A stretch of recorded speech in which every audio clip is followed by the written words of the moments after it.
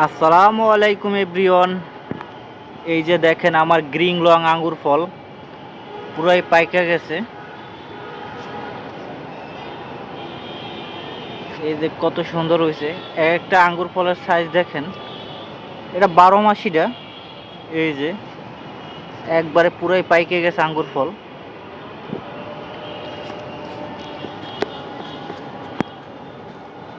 এই যে অনেক সুন্দর হয়েছে, বাতাসে লড়তে আছে। দেখছেন কত বড় সাইজ। এটা হলো 12 মাসিটা। অনেক সুন্দর ফল হয়েছে, একবারে পুরাই পাইকে গেছে। আমি এখন একটা খাইয়ে দেখলাম, অনেক মিষ্টি। এই যে কত বড় সাইজ একটা।